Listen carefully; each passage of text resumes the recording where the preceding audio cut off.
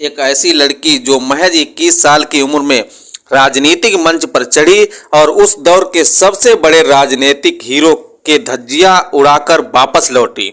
एक ऐसी लड़की जिसका सपना था आईएएस की परीक्षा देकर एक सरकारी अफसर बनने का, लेकिन तकदीर ने उसे बना दिया देश के सबसे बड़े राज्य उत्तर प्रदेश का मुख्यमंत्री।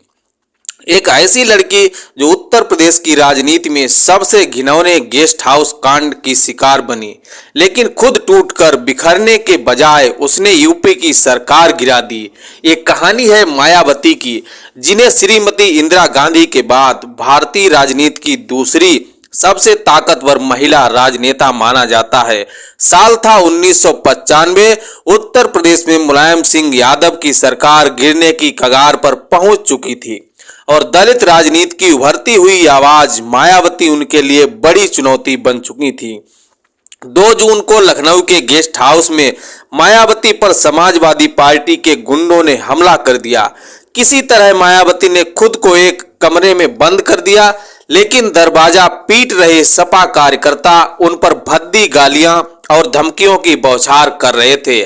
हालात उतने खराब हो गए कि मायावती की जान खतरे में पड़ गई, लेकिन लखनऊ पुलिस के वरिष्ठ अधिकारी ओपी सिंह कोने में खड़े होकर सिगरेट कच लगा रहे थे। मगर फिर कुछ ऐसा हुआ कि रातों रात यूपी सरकार गिर गई। तो क्या था गेस्ट हाउस कांड? क्यों इस घटना के बाद मायावती ने हमेशा के लिए साड़ी पहनना छोड़ दिया? उस रात उनके साथ क्या हुआ था और कैसे गरीब दलित लड़की बनी उत्तर प्रदेश राजनीति की सबसे ताकतवर महिला नेता? जानेंगे रोंगटे खड़े कर देने वाली कहानी, जो अनसुनी जो अनकही कहानी है मायावती की राजनीति में एंट्री। साल था 1977। दिल्ली के कॉन्स्टिट्यूशन क्लब में एक बड़ी कॉन्फ्रेंस चल रही थी। 3 दिन तक चलने वाली इस मीटिंग का एजेंडा था जाति का दंश समाज से कैसे खत्म किया जाए, लेकिन देश में जनता पार्टी की सरकार थी और मंच पर मौजूद थे उस दौर के सबसे बड़े समाजवादी नेता राजनारायण। ऐसे उभरते हुए नेता जिन्होंने रायबरेली में जाकर खुद प्रधानमंत्री इंदिरा गांधी को हराकर इतिहास रच दिया था। उनका नाम हर अखबार, चाय की दुकान पर गूंजता था। भीड़ तालियां बजा रही थी और राजनारायण जोश में कह रहे थे, हमें हरिजनों का उत्थान करना है, उन्हें समाज की मुख्य धारा में लाना है। लेकिन इसी भीड़ में पीछे की एक कुर्सी पर बैठी थी 21 साल की लड़की मायावती, जो दिल्ली यूनिवर्सिटी से लॉ की पढ़ाई कर रही थी। और उसने जब राजनारायण के मुख से दलितों के लिए हरिजन शब्द सुना तो वो गुस्से से आग बबूला हो गई। मौका मिलते ही उन्होंने मंच पर आकर राजनारायण, जनता पार्टी और कांग्रेस सबकी धज्जियां उड़ा दी। उन्होंने कहा कि ये नेता अपने आप को बहुत बड़ा खुद मुख्तार समझते हैं, लेकिन इन्हें ये तक नहीं पता कि दलितों के लिए हरिजन शब्द का इस्तेमाल करना भी एक किस्म का अपराध है। वो आगे बोले, गांधी ने हमारी बेइज्जती करने के लिए शब्द बनाया हरिजन, लेकिन हमारे भगवान बाबा साहब अंबेडकर हैं, उन्होंने कभी हरिजन शब्द का इस्तेमाल नहीं किया। संविधान बनाया तो लिखा अनुसूचित जाति, तो फिर गांधी के चमचे सब सवर्ण हमें बार बार हरिजन क्यों बोलते हैं? ये सुन पूरा हाल सन्न रह गया। 21 साल की लड़की ने मंच पर बैठे मंत्री को ललकार दिया, जिसके बाद सभा में मौजूद सैकड़ों दलित कर्मचारी खड़े हो गए और हर तरफ नारे गूंजने लगे, राजनारायण मुर्दाबाद। अगले ही दिन मायावती के इस बेबाक भाषण की खबर पहुंची कांसीराम तक। तो उन दिनों पूरे प्रदेश में घूम घूम कर वो दलित समाज की सरकारी कर्मचारियों को एकजुट कर रहे थे और अपने नए संगठन बाम से backward and minority community employees federation को जोड़ रहे थे। और वो तुरंत मायावती से मिलने दिल्ली के इंद्रपुरी में उनके घर पर पहुंच गए। उन्होंने दरवाजा खटखटाया और सामने प्रभुदास की बेटी मायावती किताब पढ़ते हुए आईएएस की तैयारी कर रही थी। कांसीराम ने तुरंत मायावती से पूछा, तुम आईएएस क्यों बनना चाहती हो? मायावती बोली, दलित समाज की सेवा के लिए। कांसीराम ने समझाया, अधिकारी तो बहुत बन गए, लेकिन हालात कितने बदले। नेता बनो, सत्ता में आओ, अधिकारियों को भी सत्ताधारी नेताओं की सुननी होगी। उस दिन मायावती ने कोई ही जवाब नहीं दिया, लेकिन कई दिन सोचने के बाद उन्होंने सत्ता के लिए गलियारों में उतरने का फैसला कर अपना घर छोड़ दिया। साल 1984 में मायावती ने कांसीराम की बहुजन समाज पार्टी यानी बसपा की यूपी में कैराना सीट से चुनाव लड़ा। पहले ही चुनाव में बिना संसाधनों वाली बीएसपी को कैराना में 44,000 वोट मिले। फिर 1985 में कांसीराम ने मायावती को बिजनौर लोकसभा उपचुनाव में लड़वाया, वो फिर हार गई। 1987 में हरिद्वार से बाई इलेक्शन लड़वाया, वहां भी हार गई, मगर 1 लाख से भी ज्यादा वोट पाए। मगर फिर साल आया 1989, जब बिजनौर से मायावती ने पहली बार लोकसभा का चुनाव जीता। एक गरीब दलित लड़की जिसने 12 साल पहले मंच पर बैठे मंत्री को ललकारा था, अब खुद संसद की कुर्सी पर बैठी थी। बाबरी मस्जिद विध्वंस, सपा और बसपा का गठबंधन और राजनीतिक भूचाल। 2 जून 1995 मायावती के साथ लखनऊ के गेस्ट हाउस में ऐसी घटना हुई जिसने उत्तर प्रदेश की सियासत को ऐसा दाग लगाया जिसे कभी धोया नहीं जा सकता। लेकिन ये कांड अचानक नहीं हुआ, बल्कि उसकी कहानी पहले से ही लिखी जानी शुरू हो गई थी। 6 दिसंबर 1992 को अयोध्या में बाबरी मस्जिद विध्वंस के बाद उत्तर प्रदेश की राजनीति हिल चुकी थी। राज्य में हिंदुत्व की लहर पूरे जोश में थी और बीजेपी अपने चरम पर। लेकिन जब राजनीतिक एक तरफा चलने लगे तो उसमें कोई ना कोई दिशा जरूर आती है। उसी दौर में समाजवादी नेता मुलायम सिंह यादव ने जनता दल से अलग होकर समाजवादी पार्टी और पिछड़ों को एक नई राजनीतिक पहचान दी। दूसरी तरफ बहुजन समाज पार्टी के संस्थापक कांसीराम और उनकी शिष्या मायावती दलितों के वोट बैंक पर अपनी मजबूत पकड़ बना चुकी थीं। दोनों ही नेताओं के सामने भी बीजेपी का उभार एक बड़ी चुनौती बनकर खड़ा था और सत्ता तक पहुंचने का एक ही रास्ता दिख रहा था, एकजुटता। राजनीति में समझौते अक्सर विचारधाराओं से नहीं, मजबूरियों से होते हैं। मुलायम और कांसीराम के बीच भी कुछ ऐसा ही हुआ। दोनों ने मिलकर एक नया गठबंधन बनाया। उस वक्त भाजपा यूपी में जय श्री राम का नारा लगा रही थी, तो इस गठबंधन ने एक नारा दिया, मिले मुलायम कांसीराम, हवा में उड़ गए जय श्री राम। यह नारा सीधे भारतीय जनता पार्टी की नींव पर वार था और उसका असर चुनाव में साफ दिखा। 1993 के विधानसभा चुनाव में समाजवादी पार्टी ने 109 तो वहीं बहुजन समाज पार्टी ने 67 सीटें जीती।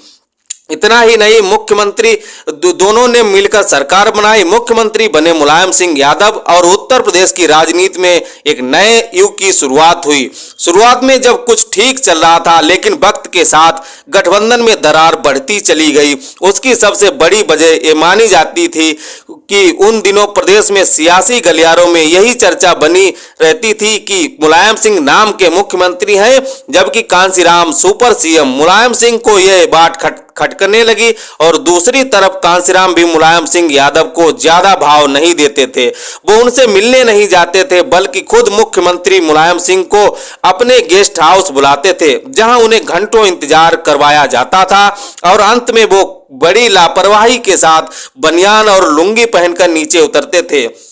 23 मई 1995 का दिन इस रिश्ते का टर्निंग पॉइंट साबित हुआ। मुलायम सिंह लखनऊ पहुंचे और उन्होंने कांसीराम से मिलने की कोशिश की, लेकिन कांसीराम ने कह दिया कि यह मुलाकात पत्रकारों के सामने होगी। ये साफ संकेत था कि हालात अब काबू में नहीं रहे।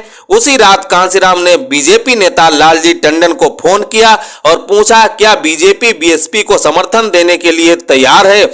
लालजी टंडन ने हामी भरी और यहीं से शुरुआत हुई वो सियासी चाल जिसने यूपी की राजनीति का चेहरा बदल दिया। कांसीराम उस वक्त बीमार थे और अस्पताल में भर्ती थे। उनके पास मायावती मौजूद थी। उन्होंने मायावती को पास बुलाया और सीधा सवाल किया कि क्या तुम उत्तर प्रदेश की मुख्यमंत्री बनने के लिए तैयार हो। कुछ पलों की खामोशी के बाद मायावती ने सिर उठाया। उनकी आंखों में वही चमक थी जो सालों पहले कॉन्स्टिट्यूशन क्लब में दिखी थी। कांसीराम ने उन्हें कागज थमाया जो था बीजेपी का समर्थन पत्र, यानी अब खेल पूरी तरह से बदल चुका था। 1 जून 1995 को मायावती अपने 11 मंत्रियों के साथ राज्यपाल मोतीलाल वोरा से मिलने पहुंची। उन्होंने 3 कागज राज्यपाल के सामने रखे। पहला, जिसमें कांसीराम ने उन्हें सभी निर्णयों का अधिकार दिया था, दूसरा जिसमें समाजवादी पार्टी से समर्थन वापस लेने की घोषणा थी और तीसरा जिसमें 282 विधायकों की सूची थी जो मायावती का समर्थन कर रहे थे। राज्यपाल ने फैसला अगले दिन तक के लिए टाल दिया, लेकिन मुलायम सिंह के खेमे में तूफान उठ चुका था। लखनऊ की सड़कों पर तनाव बढ़ने लगा, समाजवादी कार्यकर्ताओं के बीच गुस्सा था और सत्ता छीनने का डर भी। अखबारों की सुर्खियां चीख रही थी, मायावती ने मुलायम सरकार से समर्थन वापस लिया, बीजेपी के साथ नया गठबंधन। चारों तरफ बेचैनी थी और माहौल में बारूद सी गंध वापस मिल गई थी। फिर आया 2 जून 1995 को वो काला दिन जो उत्तर प्रदेश की राजनीति के सबसे काले अध्याय का गवाह बनने वाला था। गेस्ट हाउस कांड, जिसने यूपी की राजनीति का भविष्य बदल दिया। 2 जून को मायावती लखनऊ के स्टेट गेस्ट हाउस में बसपा विधायकों के साथ मीटिंग कर रही थी। सब जानते थे कि यह निर्णय ये सिर्फ एक बैठक नहीं बल्कि सत्ता की एक नई कहानी लिखने की शुरुआत थी। तभी खबर आई, बसपा के 12 विधायक राज बहादुर के नेतृत्व में समाजवादी पार्टी में शामिल हो गए हैं। इस झटके से मायावती के खेमे में सन्नाटा छा गया, जबकि मुलायम सिंह यादव के चेहरे पर आत्मविश्वास लौट आया। उन्हें लगा अब सरकार बच जाएगी, लेकिन राजनीति में हर चाल के अपने नियम होते हैं।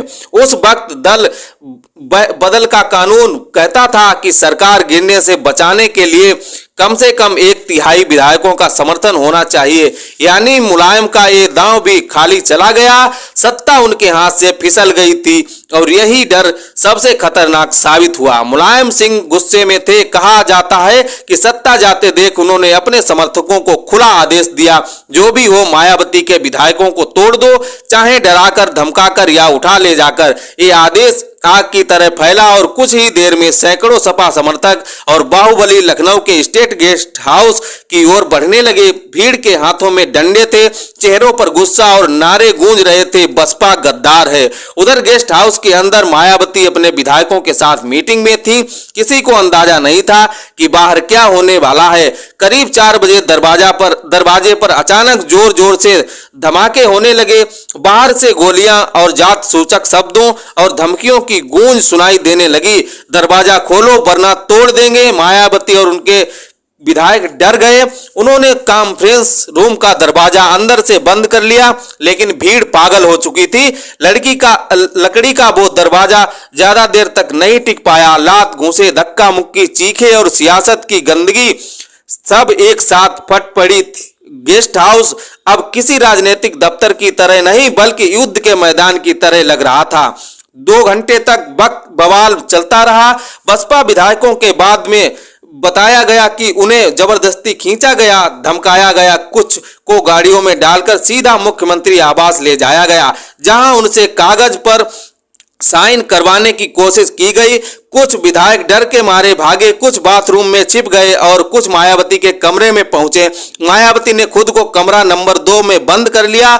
उनके साथ कुछ वफादार विधायक भी थे। दरवाजे के बाहर उन्मादी भीड़ थी जो लगातार दरवाजा पीट रही थी, चिल्ला रही थी और कह रही थी, बाहर निकलो, तुम्हें सबक सिखाएंगे। इस पूरी घटना के दौरान गेस्ट हाउस के बाहर पुलिस खड़ी थी, लेकिन मूक दर्शक बनी रही। वरिष्ठ पुलिस अधीक्षक ओपी सिंह वहीं कोने में सिगरेट कच लगा रहे थे, जैसे ये सब फिल्म का सीन हो, क्योंकि उन्हें ऊपर से मुख्यमंत्री कार्यालय से आदेश था कार्रवाई मत करना। ऊपर से ओपी सिंह मायावती के खिलाफ थे। पिछले कई दिनों से 2 बार उनका तबादला करवाया था, लेकिन कुछ अधिकारियों ने हिम्मत दिखाई। हजरतगंज के थानेदार विजय भूषण और एसएचओ सुभाष सिंह बघेल किसी तरह भीड़ को रोकने की कोशिश कर रहे थे। जब भीड़ दरवाजे के बहुत करीब आ गई तो उन्होंने खुद दीवार के सामने खड़े होकर मायावती के कमरे में रक्षा करने के लिए ठान ली और इन्हीं अफसरों के साथ वहां पहुंचे ब्रह्मदत्त द्विवेदी, जो बीजेपी के वरिष्ठ नेता, राम जन्मभूमि आंदोलन के प्रमुख चेहरों में से एक, अटल बिहारी वाजपेयी के करीबी और मायावती के ब्राह्मण भाई, जो मायावती पर हमले की खबर मिलते ही गेस्ट हाउस पहुंचे थे। उन्होंने किसी नेता की तरह नहीं बल्कि एक सिपाही की तरह लड़कर मायावती की जान बचाई। कहा जाता है कि उन्होंने अपनी जान जोखिम में डालकर मायावती के कमरे की रक्षा की। शाम ढलते ही जिलाधिकारी राजीव खैर मौके पर पहुंचे। उन्होंने स्थिति संभाली और लाठीचार्ज का आदेश दिया और फिर पुलिस को गेस्ट हाउस के अंदर भेजा गया। भेजा। सपा कार्यकर्ता भागने लगे, कई घायल हुए। इस दौरान राज्यपाल मोतीलाल वोरा ने अतिरिक्त पुलिस बल भेजा। धीरे धीरे माहौल शांत हुआ, लेकिन मायावती अब भी कमरे के अंदर बंद थी। बार बार आश्वासन देने के बाद देर रात करीब 10:30 बजे उन्होंने दरवाजा खोला। वो बाहर निकली, चेहरा सफेद, आंखों में रोष और शब्दों में सन्नाटा। लेकिन सत्ता का खेल यही खत्म नहीं हुआ। उसी रात 11 बजे मुलायम सिंह ने गुस्से में जिलाधिकारी राजीव खैर का ट्रांसफर ऑर्डर जारी कर दिया। गेस्ट हाउस की बिजली और पानी पहले ही काट दिया गया था। ये सब सुनकर कांशीराम को खबर लगी तो उन्होंने बस इतना कहा, ये मायावती की परीक्षा है और मायावती उस परीक्षा में पास हुई है। अगले दिन 3 जून 1995 बहुजन समाज पार्टी ने बीजेपी, जनता दल और कम्युनिस्ट पार्टी के समर्थन से सरकार बनाई। कुल 282 विधायकों के साथ मायावती उत्तर प्रदेश की मुख्यमंत्री बनी। मुलायम सिंह सत्ता से बाहर हो चुके थे, लेकिन गेस्ट हाउस कांड की रात उनके जीवन की ऐसी सच्चाई बन गई जिसे वो कभी नहीं भुला सकी।